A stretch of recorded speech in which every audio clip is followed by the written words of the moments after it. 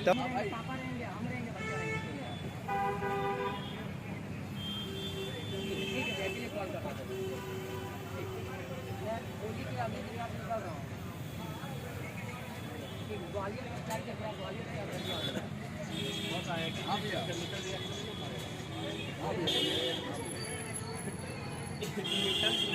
का इस्तेमाल पड़ेगा, कितना देर में पीने लायक ठंडा हो जाए।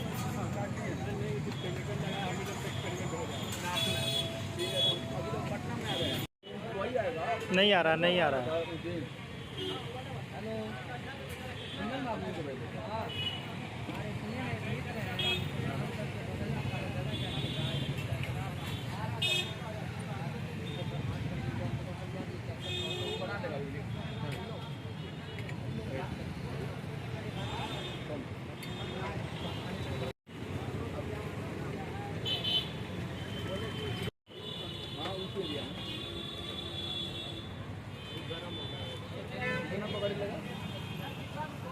आप आईटी किए हुए हैं? जी, मैं एनआईटी सूरत का एक अंडर ग्रेजुएट स्टूडेंट हूँ। साथ में मैं आईटी मद्रास से बीएससी इन डेटा साइंस कर रहा हूँ। तो एक आईआईटी छात्र होने के बाद आपने चाय की दुकान कैसे सोची?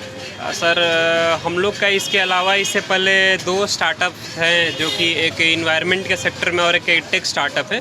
उसमें कैश बर्न काफ़ी फास्ट था, तो उन स्टार्टअप्स को सस्टेन करने के लिए हमने फूड टेक स्टार्टअप करने का सोचा, और चाय हमारे दिमाग में सबसे पहले आया, तो चाय का हमने शुरू किया। पिताजी क्या करते हैं? पिताजी बिहार पुलिस में है और एएसआई है। मतलब फैमिली बैकग्राउंड भी काफ़ी अच्छा है। जी।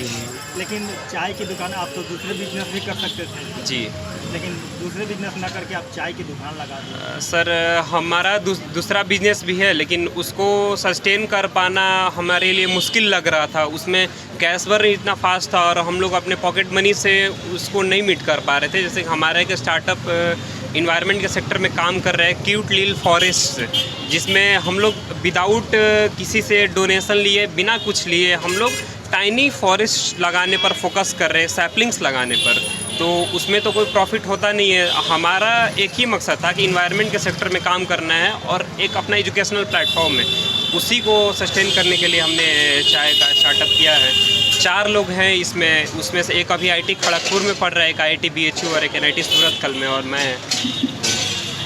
अच्छा, एक बात बताइए कि आप आईआईटी कर रहे हैं तो आपको अच्छा जॉब भी लग सकता था, जॉब मिल भी सकता था, लेकिन आपने जॉब को नहीं चुना, क्यों?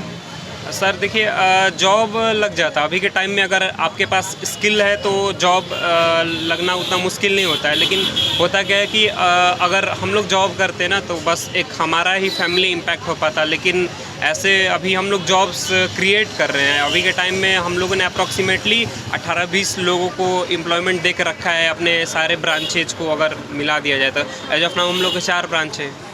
कहाँ पे ब्रांच है? 2 हम लोग का ब्रांच आरा में है, 2 पटना में है। आगे की क्या सोच है?